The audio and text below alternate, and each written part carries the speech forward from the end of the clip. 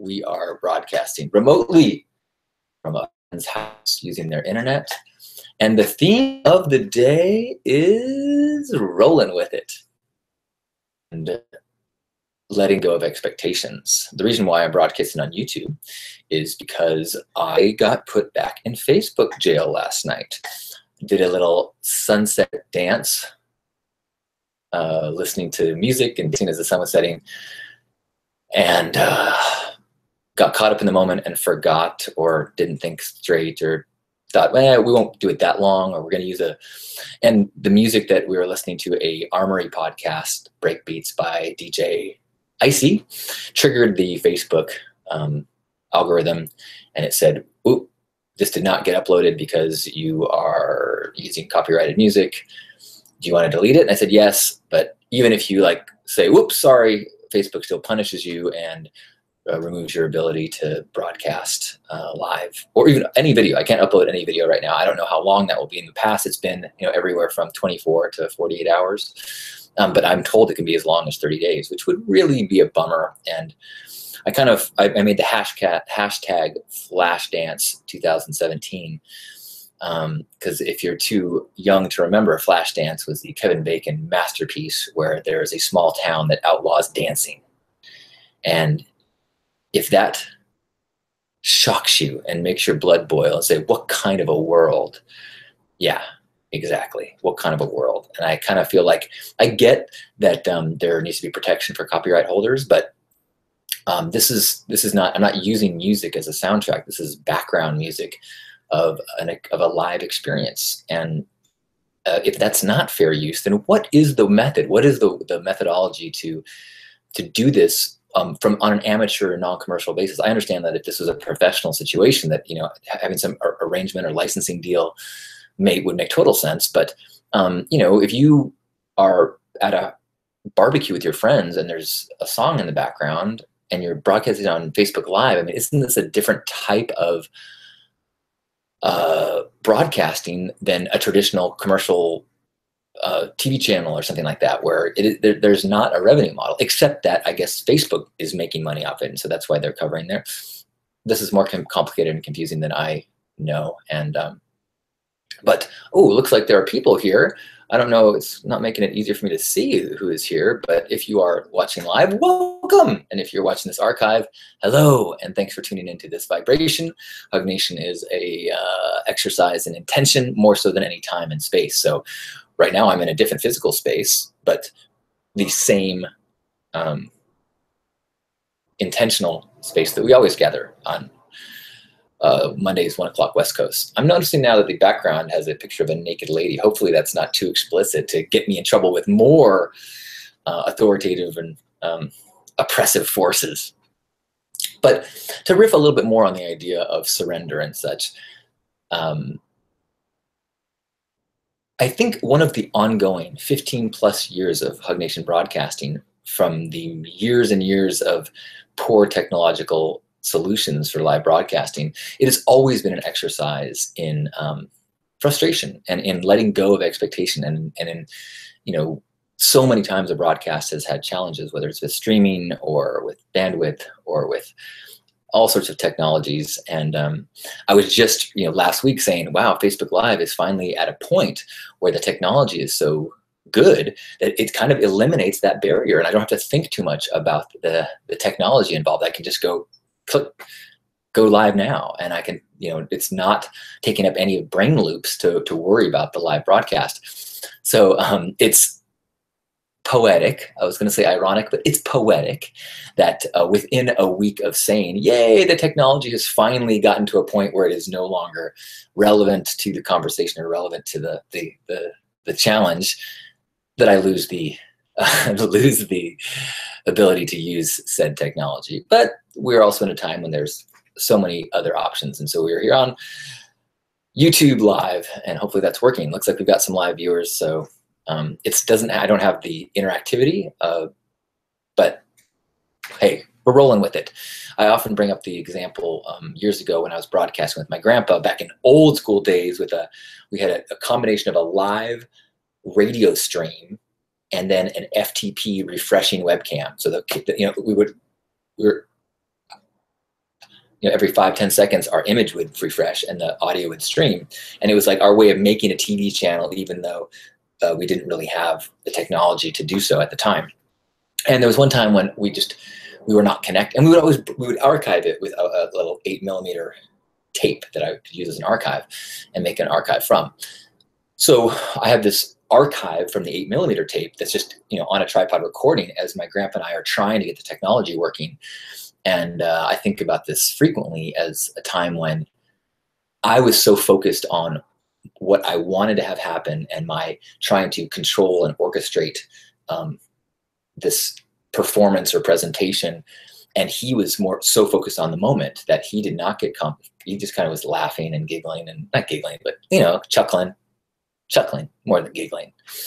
And I watched this archive with me getting worked up and out of presence as I'm, getting irritated, and he remains present. And I look back and think, I had the opportunity to have a magic present moment with him that would have been archived anyways. But I couldn't let go of the shoulds. So today the shoulds is that, I should be broadcasting on Facebook Live, should be, whatever, doing, but on the other side of that is that even though I wasn't sure if anyone would be able to find their way here, and we have some viewers, so welcome, participants, I'll say. But I wasn't sure if anyone would see the link and find their way here because we haven't been here for a long time, meaning on YouTube. But I find there's an importance to me of honoring my word. And so showing up every week for Hug Nation is more important than successfully broadcasting to the most amount of people, or having a good broadcast, or having a high quality broadcast. To me, I've surrendered that more. The priority is to show up, and consistently showing up has been a recipe for me that allows growth and authenticity in a way that if I get too attached to an outcome, I very quickly can lose sight of presence. And there's trade-offs for that. I think that there's a lot of things that I do not place significance on, or do not put energy into. For example, making the most grandiose broadcast or promoting it as much as possible. But slow and steady maybe doesn't win the race, but slow and steady makes for an enjoyable run, and that's how I feel like Hug Nation has been. This week was really interesting for me. I've been fluctuating wildly. I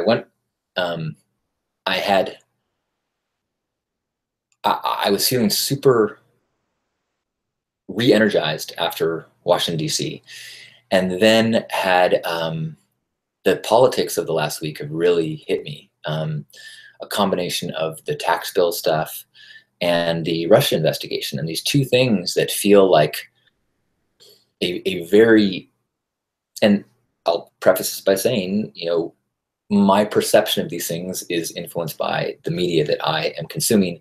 So I'm seeking out this perspective. It's not truth. It's the truth that I am allowing myself to be exposed to, but the narrative that I am exposing myself to, not in the Louis C.K. exposing myself to, I'm allowing or into my field the news about the Russia investigation and about the tax bill and presidential reflections on all of these things is one that is out of alignment to my childhood understanding of America. And there's a lot of things in these two scenarios that erode some basic truths that I felt to be true. And in terms of a land ruled by law, and also of one where I was reading this article, I didn't even finish it, but this morning, about someone was saying that I used to be such a believer in the internet, but what good is an internet if we can pass a tax bill like this in the middle of the night. And tax bill is really like, I wonder why people keep calling it a tax bill, because it touches on so many more things. And it's so many, like, I think calling it a tax bill is actually allows people to not get as stressed about it, as it redefines so many aspects of our potential culture. And but then again, maybe I'm having a skewed perspective on this. Anyway, I'm trying not to get too deep into politics because I recognize that it's causing me some mental anguish that is not productive. I think being aware of the need for action, being the need for collective voices is super important. But I also feel like there's this line that I hit where I become so overwhelmed that I lose energy and I lose the desire to make progress. I instead spiral into almost like a depression, like angst and nihilism, and not the good kind of nihilism. So I am trying to figure out my sweet spot of enjoying the game without being overwhelmed by the anxiety and the or hopelessness of it. Because I also notice that as I get more hopeless, I let things with self-care slip, and I don't exercise as much, and I don't eat as well, and then these things end up working upon themselves. And the other night when I was super, I wrote a post about, can somebody suggest some Netflix film, suggestions that can help me put my head in the sand for multiple years.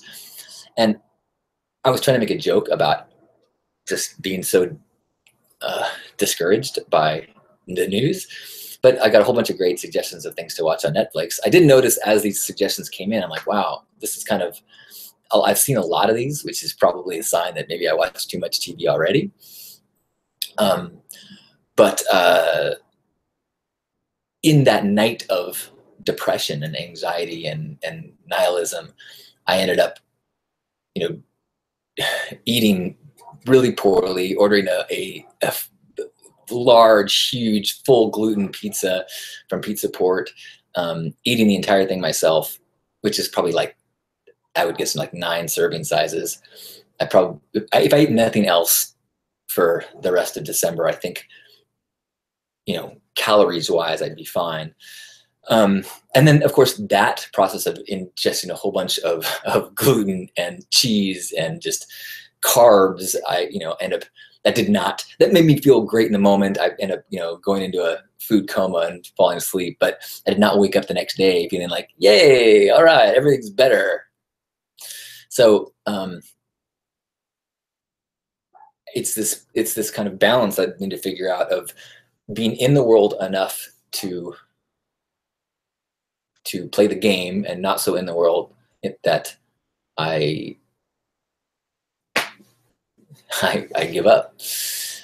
And maybe it's a process of actually, I've been considering that more drastic discipline might be required in terms of, it's very easy for me to go to a scrolling through a news feed as a way of just to kind of stimulate and distract. But that stimulation and distraction has a degree of poison. And the benefit of that awareness, at least lately, has not equaled the loss of presence, energy, love, that the consequences. And so I feel like I'm less present to be who I'm supposed to be in the world as I'm trying to, do my part to either pay attention or to be politically engaged. And it's a real, I think, I don't know what the answer is there. And so, a lot of people suggested, when they're giving me TV shows to watch, they're like, you should travel, dude. You should get out offline. You should go in nature, which are really good suggestions. And there's this romantic voice in me that says, yeah, but there's also this awareness like that would be really hard for me to go offline. There's so much of my world that is about being connected, which is another reason why it would be so good to go offline.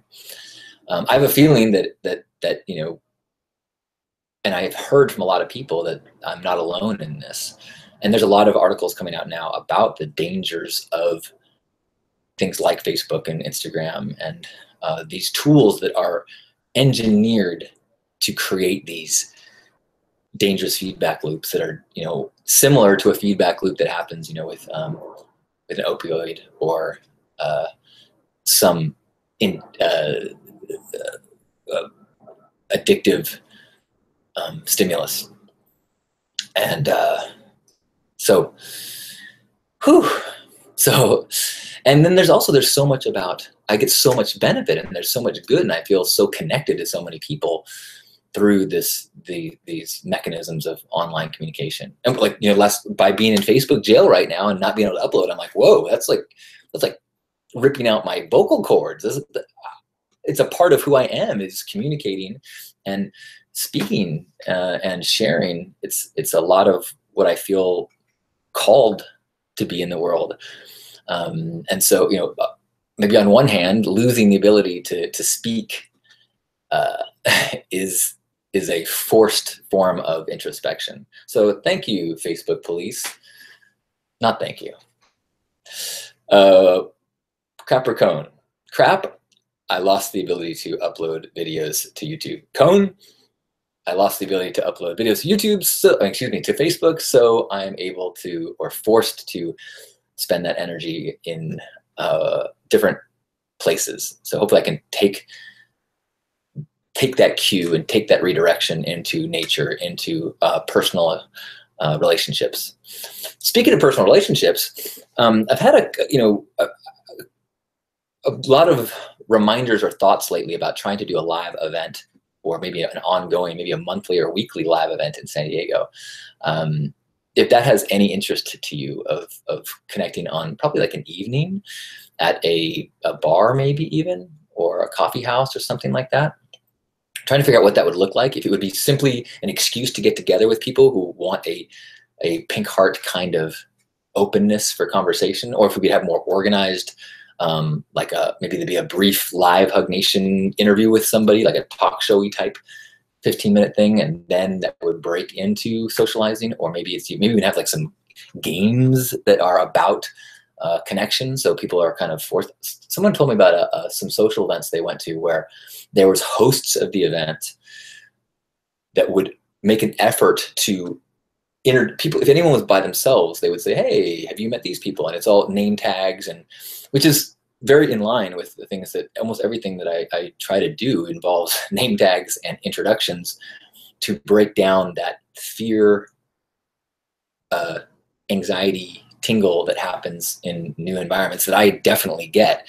And so trying to create a space, a container that intentionally counteracts that would be awesome for me, but maybe there's other people that have that too. One of the reasons why people, you know, seek out the Pink Heart experience at Burning Man and other events is because it's kind of like no one is going to think you're weird or forward if you strike up a conversation with someone next to you, because this space is about being genuine and authentic and connecting and loving and open-hearted and stepping into the more open-hearted self that we are. That doesn't say there's any expectation, but you certainly, it wouldn't be, there are places where, you know, if you strike up a conversation at a pickup bar, then there's the thought like, oh, this person wants to take me home. But if you strike up a conversation with somebody on a pink fur couch, you're just recognizing that we're fellow journeyers on this miracle journey of life. And can I share something that happened to me? And will you share something that happened to you? And in that, magnify the richness of the journey. So this moment that we have together is an exercise in magnifying the richness of the journey. If you are here live, thank you so much for making the effort and work around to get into the Google Hangout. Is there a way, can I see, is there anything happening here? No, I can't see it. It looks like there's a chat, but it doesn't look like there's anybody in it. Or if they're in it, I can't see it. So I'm feeling your mind hugs. So thank you. If you're watching the archive, thank you for giving this a shot. Let's do ourselves. Let's benefit ourselves in the world and have a hug. So wherever you are, grab yourself by the shoulders and just get present to the moment, letting go of all your things in your to-do list, all the things that you need to do and you have done and forgot to do, and just allowing yourself to feel the sensations in your body.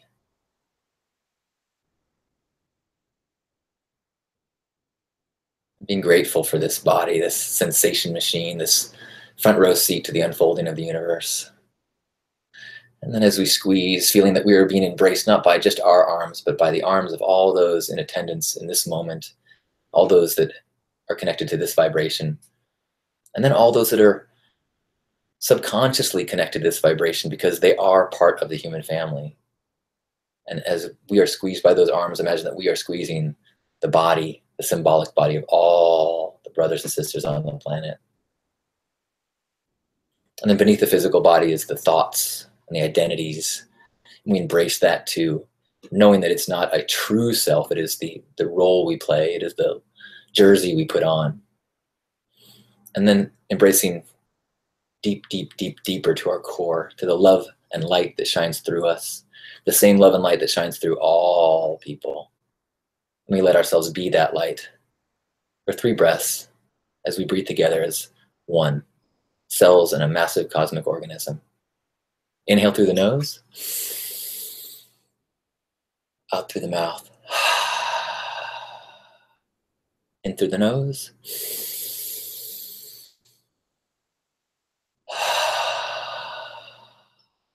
last one.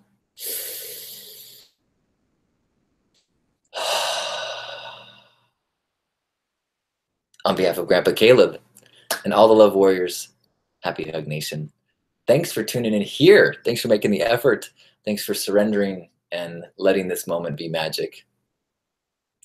I love you.